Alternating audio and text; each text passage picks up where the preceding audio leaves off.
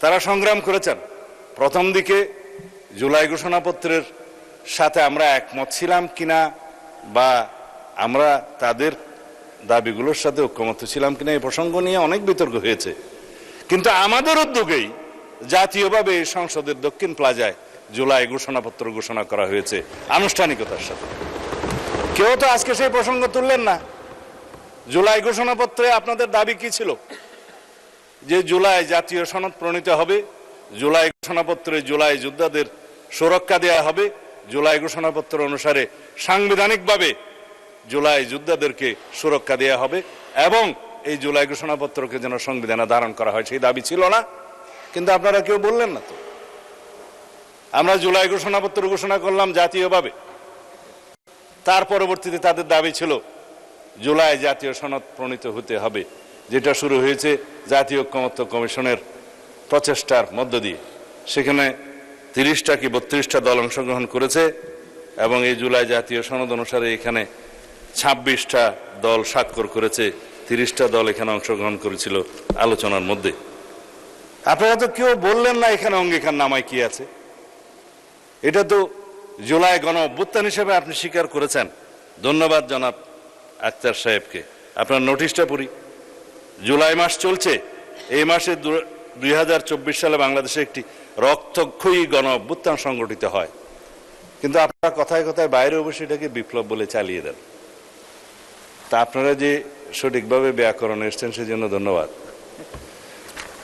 এখন বাংলাদেশের সাধারণ জনগণ এই গণ অভ্যুত্থানের গণ আন্দোলনে অংশগ্রহণ করেছে, এই জন্য আপনাকে ধন্যবাদ জানাই যে শুধুমাত্র কোনো রাজনৈতিক দল অথবা শুধুমাত্র কোনো ছাত্র সংগঠন কেউই এককভাবে এর কৃতিত্বের দাবি না, এটা স্বীকার করার জন্য ধন্যবাদ।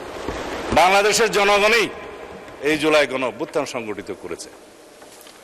তারপরে আপনি বলেছেন এই নোটিশের মধ্যেই সেই সব মানুষের আত্মত্যাগের বিষয়ে সম্মান জানানো, কিভাবে সম্মান জানানো হয়েছে তার আমি একটা বিবৃতি দেব এবং জুলাইয়ে যারা গণহত্যা অংশগ্রহণ করেছিল তাদের যথাযথ বিচারের বিষয়ে আইনমন্ত্রী যথেষ্ট বলেছেন। 2টা বিষয় উনি হয়তো সময়ের অভাবে বলতে পারেন না, সেটা আমি এক লাইনে বলব। শাস্তি কার্যকর করার বিষয়ে আলোচনা। এই আসি আইনমন্ত্রী সাহেবের কথা দিয়ে। জুলাই গণ অভ্যুত্থানে সংগঠিত গণহত্যা ও মানবতা বিরোধী অপরাধ এবং তৎপূর্বে ফ্যাসিস্ট সরকার কর্তৃক গুম, এই কথাগুলো কেউ বলে নাই।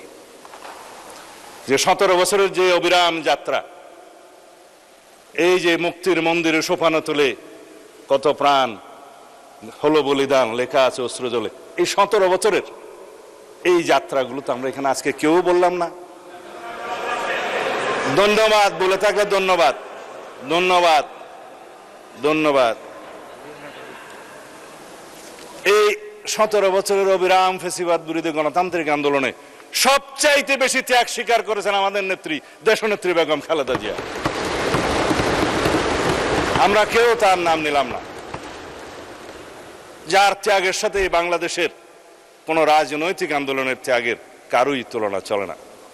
সন্তান হারিয়েছেন, নিজের জীবন বিসর্জন দিয়েছেন, শেষ পর্যন্ত আপুসহীন থেকে এই কবরে শায়িত আছেন। তিনি আমাদের জন্য অনুপ্রেরণা হয়ে থাকলেন, সারা পৃথিবীর গণতন্ত্রকামী মানুষের জন্য অনুপ্রেরণা হয়ে থাকলেন। এই ফ্যাসিস্ট সরকার কর্তৃক গুম, আয়নাগরে অবৈধ বন্দিশালায় বন্দি রাখা, বিচার বহির্ভূত হত্যাকাণ্ড, এগুলোর জন্য তো আমরা মামলা করেছি।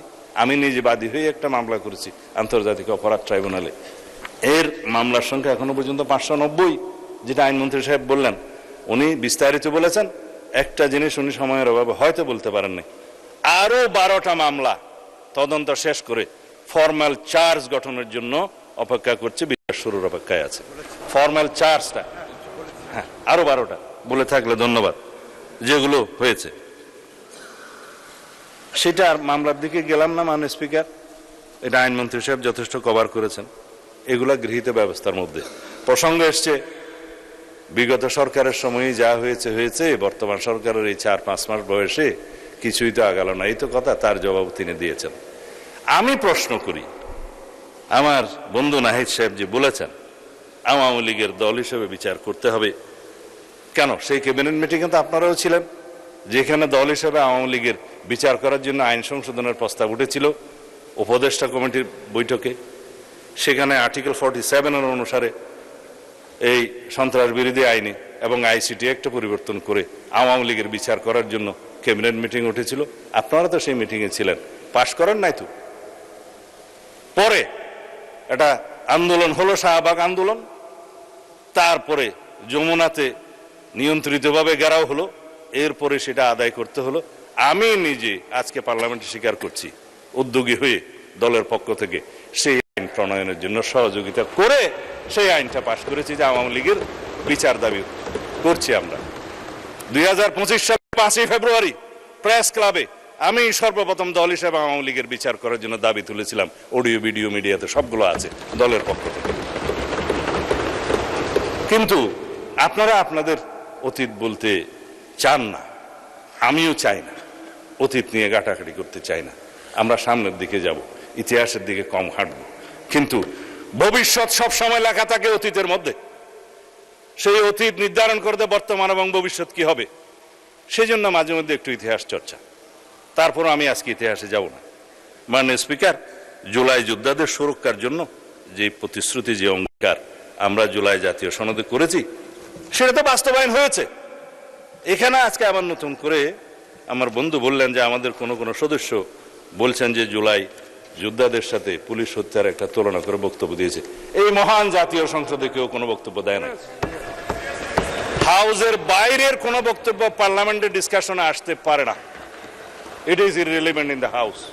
কেউ যদি কোথাও বলে থাকে, টক শোতে বলে থাকে, বাইরে বলে থাকে, সেটা সেখানে পার্লামেন্টের প্রসিডিং এর মধ্যে আসবে না। আমরা জুলাই জাতীয় সনদের এই অঙ্গীকার নামায় যেখানে সংশোধন হয়েছে, যেদিন স্বাক্ষর হবে জুলাই জাতীয় সনদ, সেদিনও একটা আন্দোলন হয়েছে এই দক্ষিণ প্লাজার সেই মাঠে জাতীয় সংসদের। আমি নিজে টেলিফোন করে, আমার বন্ধুরা সাক্ষী আছে কয়েকজন, আমি প্রফেসর আলী রিয়াজ সাহেবকে অনুরোধ করে সেটা সংশোধন করে বলেছি, হ্যাঁ তাদের দাবি ন্যায্য, এই অঙ্গীকার নামা আপনারা সংশোধন করেন, আমরা সবাই স্বাক্ষর করব। সেটা কি ছিল? শহীদ পরিবার ও আহত বীর জুলাই যোদ্ধাদের আইনগত দায় মুক্তি এবং মৌলিক অধিকার সুরক্ষা ও নিরাপত্তা নিশ্চিত করা। সেটা অর্ডিন্যান্স হয়েছে পরে। সেই অর্ডিন্যান্স তো প্রথম সেশনে আমরা আইনে পরিণত করে দিলাম, জুলাই যোদ্ধাদের সুরক্ষা আইন। সেটা বাস্তবায়ন হয়েছে। এখন বাস্তবায়নের দরকার হলে এই জুলাই জাতীয় সনদ। আপনারা যেহেতু জুলাই ঘোষণাপত্র নিয়ে কথা বলেন নাই, যেহেতু আপনারা জুলাই জাতীয় সনদ নিয়ে আজকে কথা বলেন নাই, শুধু আপনারা বলেছেন গণভোটের গণরায়কে শ্রদ্ধা করা দরকার। গণভোটের গণরায়কে শ্রদ্ধা জানাতে হলে সংবিধান সংশোধন কমিটিতে আপনাদেরকে আসতে হবে, সেখানে আলোচনা করতে হবে। সেখানে যদি সবাই সমঝোতার ভিত্তিতে আমরা যদি এই জাতীয় কি যেন সংবিধান সংস্কার পরিষদ যদি গঠন করতে হয়, সেই আলোচনা ওখানে হবে। কিন্তু আপনারা ওয়াকআউট করলেন, আপনারা সংবিধান সংশোধনী কমিটিতে থাকতে চাইলেন না। সেটা ইতিহাস হয়ে থাকলো, জাতি দেখলো। আমরা এই সংবিধান সংশোধন করতে চাই, সংবিধানের গণতান্ত্রিক সংস্কার করতে চাই, আমরা রাষ্ট্র কাঠামোর গণতান্ত্রিক সংস্কার করতে চাই, আমরা বিচার বিভাগের স্বাধীনতা নিশ্চিত করতে চাই, গণমাধ্যমের স্বাধীনতা নিশ্চিত করতে চাই, এবং আমরা ভবিষ্যতে যাতে এই দেশে কোনোদিন ফেসিবাদ এবং ফেসিবাদী কোনো উৎপত্তি না হয়, উৎপাদ না হয়, পার্লামেন্টারি ফুয়ারার সৃষ্টি না হয়, সেজন্য একটা আমরা এমন সংবিধান সংশোধন করতে চাই যে সংবিধানটা সমঝোতার ভিত্তিতে গ্রহণ করা উচিত। কিন্তু আপনারা সহযোগিতা করলেন না। এখনো উন্মুক্ত আছে 5টা আসন, সদস্য সংখ্যা আপনাদের জন্য নির্ধারিত আছে। আপনারা যদি কখনো মনে করেন এই সংবিধান সংশোধনী কমিটিতে আসবেন, তাহলে আপনারা এই গণতান্ত্রিক চর্চা হিসেবে আপনারা অংশগ্রহণ করতে পারেন। আমরা অলওয়েজ ওয়েলকাম জানাবো।